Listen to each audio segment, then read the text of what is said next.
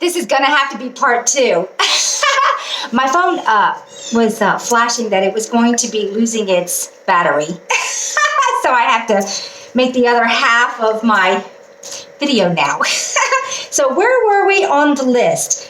I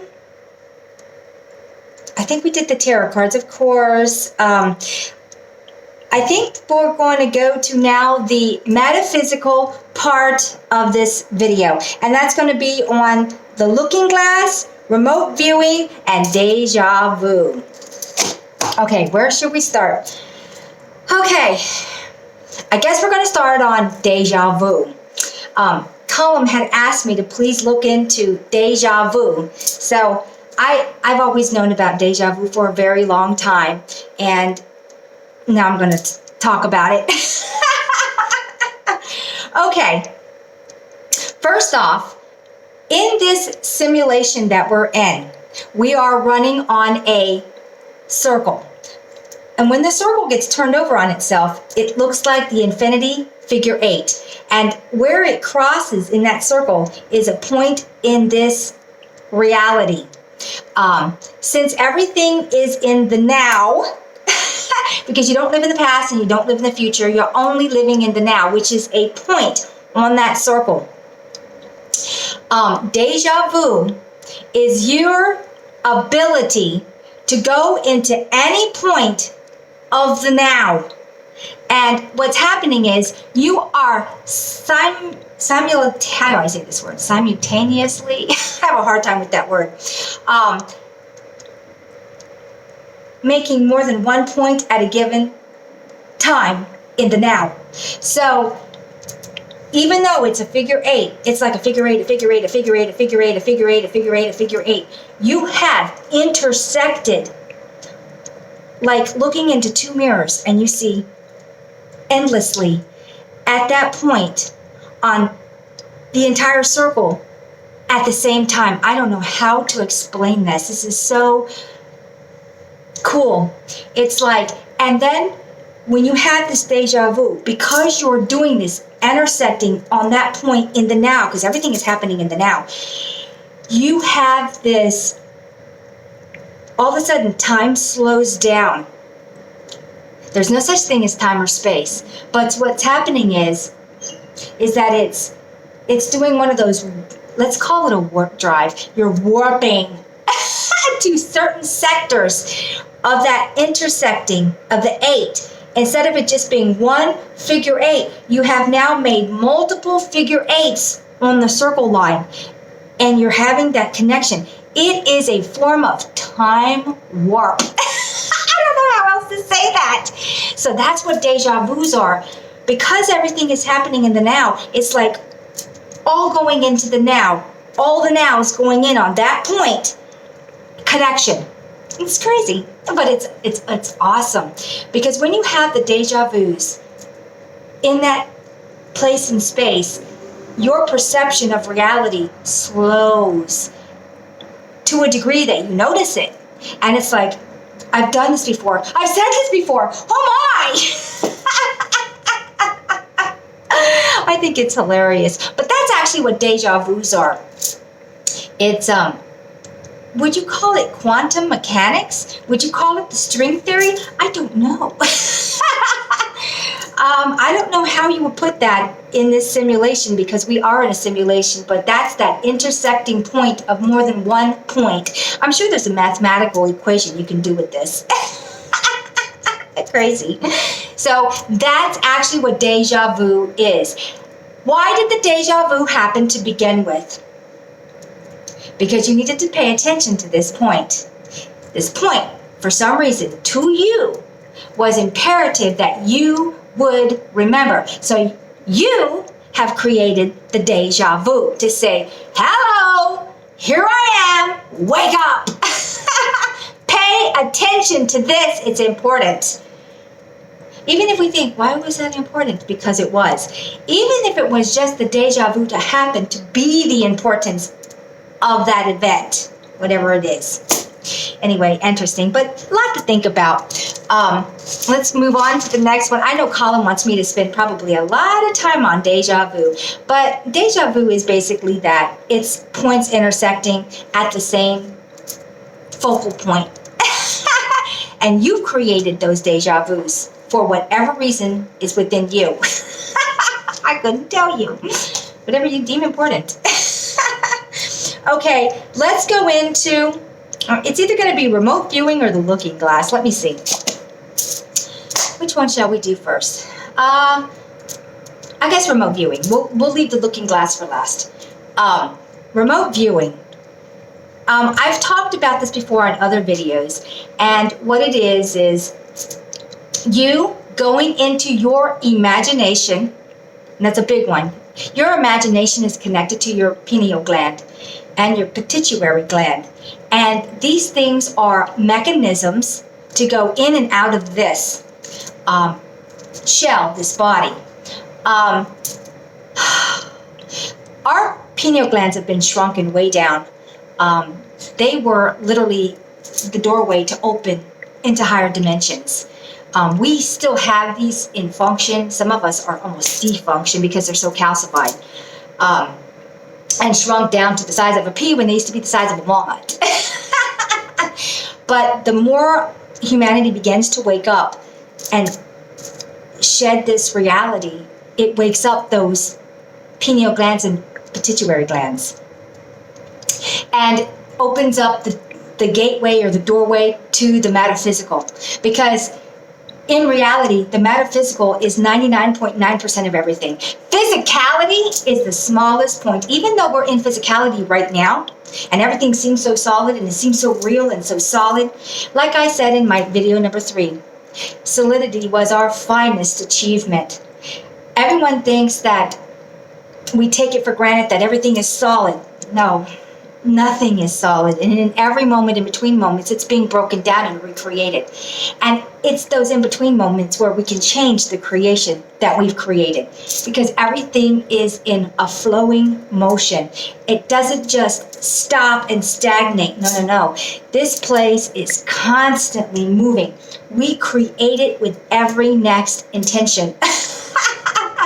Very interesting. So remote viewing is going within yourself to go without. And I say that a lot because that really is the ticket to get in and out of this. It also goes along with astral traveling.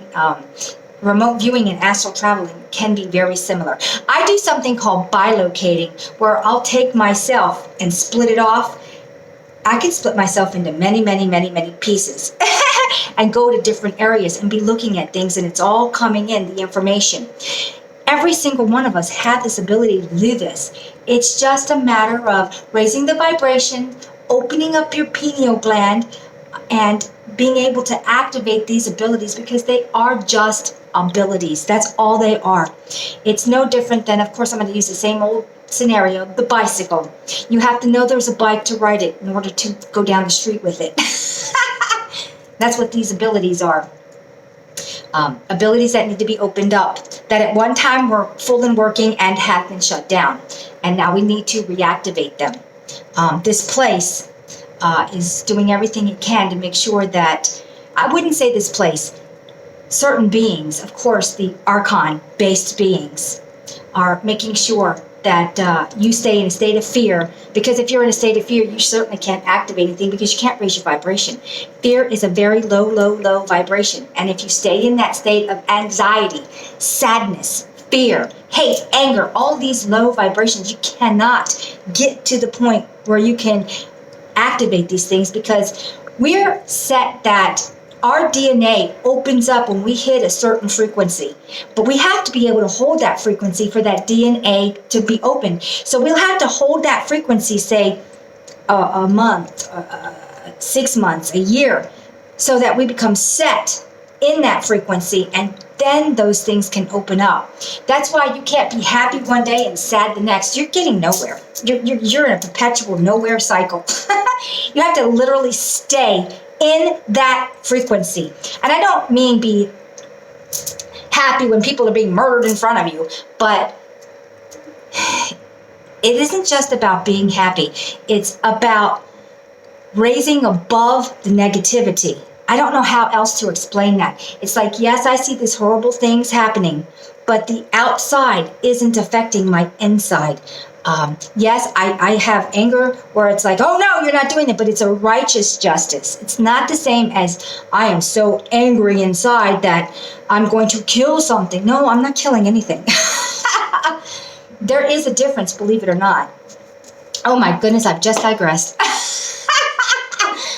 Okay, let's just go to the last one, the looking glass, because this is going to be really long between part 1 and part 2 now. Okay, the looking glass. What is the looking glass? I actually see an object that they're calling the looking glass, and this is what I'm seeing.